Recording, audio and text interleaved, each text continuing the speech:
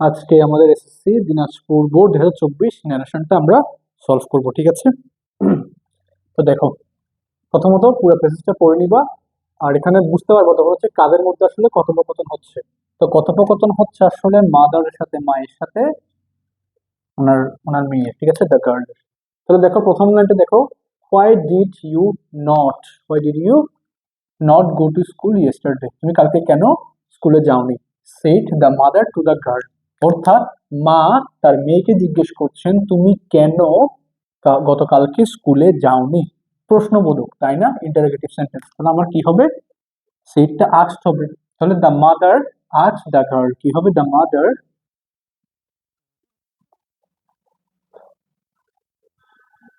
Asked the girl.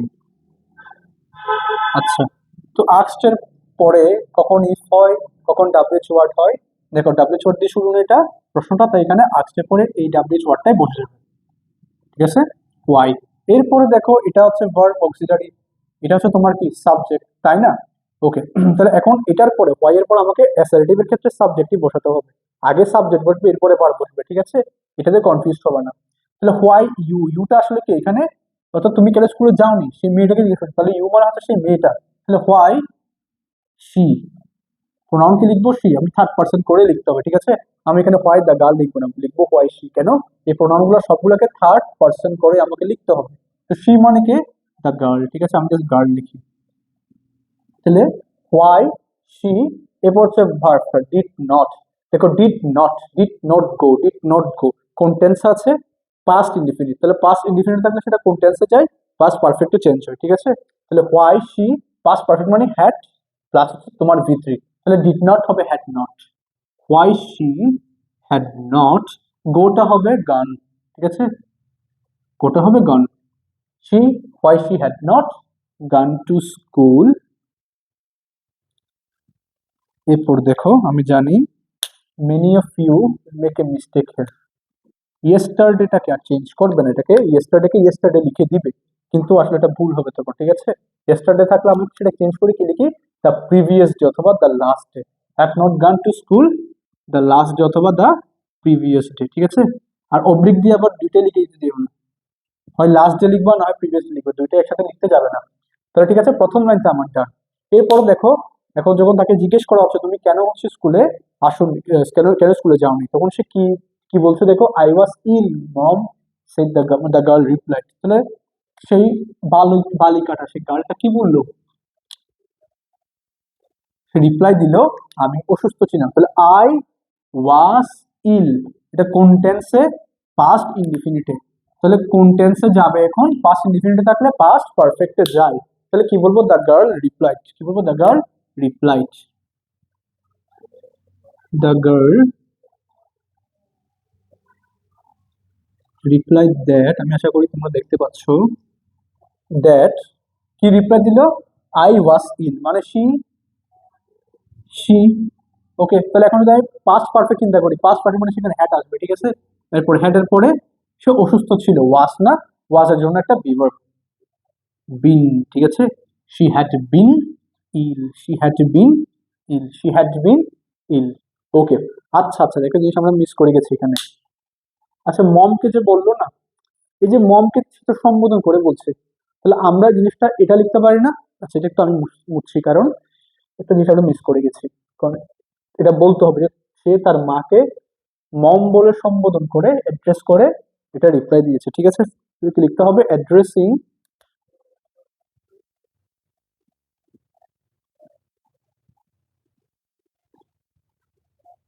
Addressing কাকে address করলো? মাকে। অ্যাড্রেসিং হার মাদার অ্যাজ কি, কি বলে? মম বলে, ঠিক আছে? কি বলে? মম বলে। এখানে যে ওয়ার্ডটা দিয়ে সম্বোধন করা থাকবে অ্যাজ এর পরে সেই ওয়ার্ডটাই হুবহু লিখতে হবে, ঠিক আছে? অ্যাজ মম, কমা, ঠিক আছে? এই ফ্রেজটার পরে কমা হবে। Addressing her mother as mom. The girl replied, the girl replied that she had been ill, she had been ill। আচ্ছা, এখানে she বলতে কে? ওই গার্লটা, ঠিক আছে, আমি এখানে লিখে দিচ্ছি ছোট করে, এভাবে লিখে দিতে হবে, শি হ্যাড বিন ইল। ওকে, এখন দেখো, দ্য মাদার আস্কড এগেইন, মা আবার জিজ্ঞেস করছে, কি জিজ্ঞেস করছে? হাউ আর ইউ টুডে, আজকে তুমি কেমন আছো? মাদার এখন আস্ক করছে, তাহলে তাহলে মাদার এগেইন আস্কড, যেভাবে আছে সেভাবে, দ্য মাদার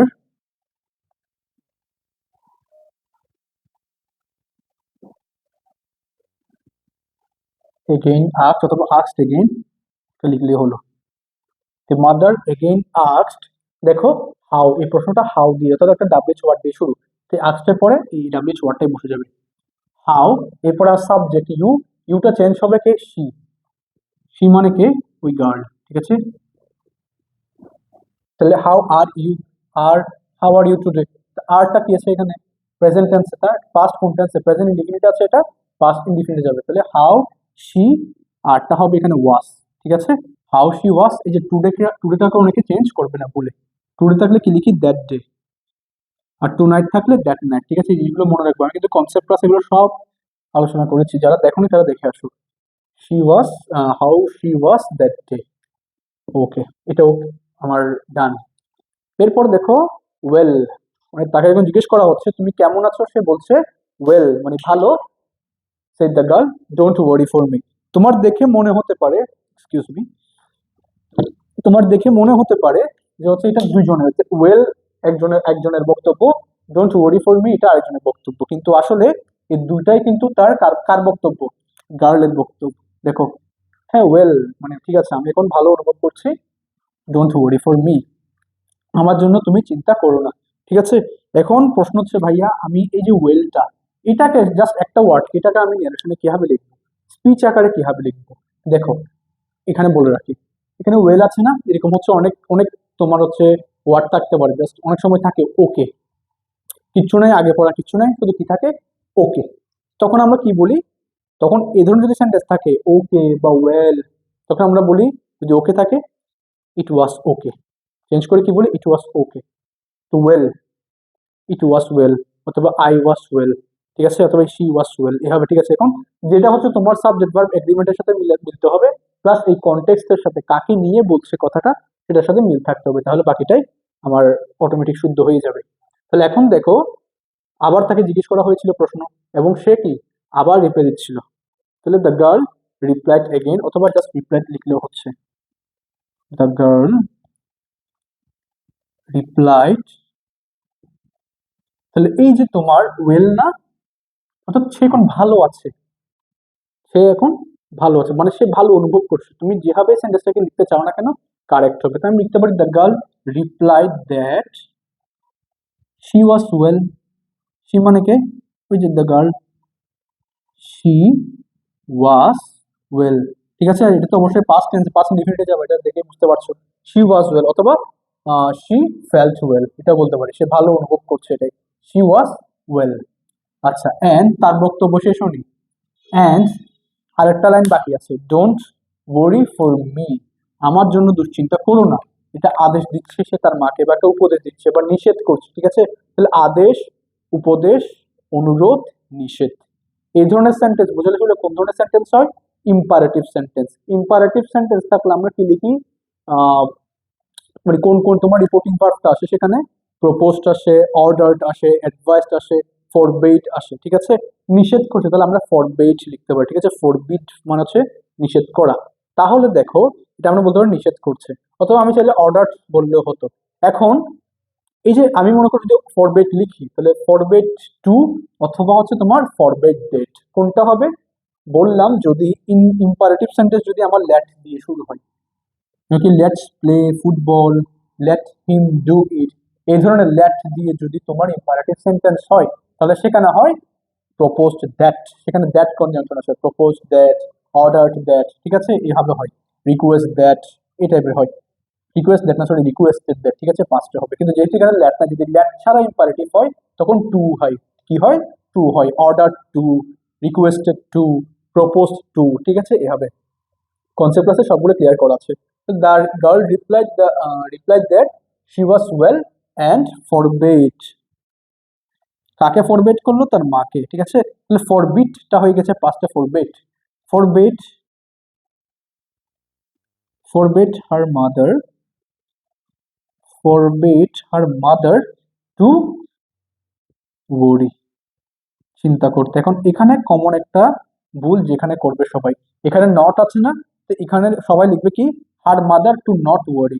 দেখো ফরবেট মানে নিষেধ, অর্থাৎ এই ওয়ার্ডটা একটা নেগেটিভ ওয়ার্ড, ঠিক আছে না, এই ওয়ার্ডটা এমনিতে একটা নেগেটিভ ওয়ার্ড, তাহলে এখানে না একটা অর্থ আমি আগে থেকেই পাচ্ছি। তো এখানে যদি আবার নট ওয়ারি দাও, তাহলে যে এটা না মানে নেগেটিভ নেগেটিভ মাইনাসে মাইনাসে আসলে প্লাস হয়ে যাবে, ঠিক আছে। যদি আমি লিখতাম এখানে order her mother to not worry, তখন নট দিতে হতো, কিন্তু এখানে যখন আমি ফরবেট নিষেধ কথাটা বলেই দিয়েছি, তখন কিন্তু এখানে কি হবে না, নট হবে না, অর্থাৎ তাকে মানা করেছে, নিষেধ করেছে চিন্তা করতে নিষেধ করছে, ঠিক আছে না, তাহলে আমার সেন্টেন্সটা কারেক্ট। আর এরই মাধ্যমে আমার দিনাজপুর এসএসসি 2024 বোর্ডের এডিশনটা সলভ করা শেষ। আশা করি সবাই বুঝতে পেরেছো। তোমরা নোট ডাউন করে নিতে পারো অথবা একটা স্ক্রিনশট তুলে রাখতে পারো। So I hope it's clear.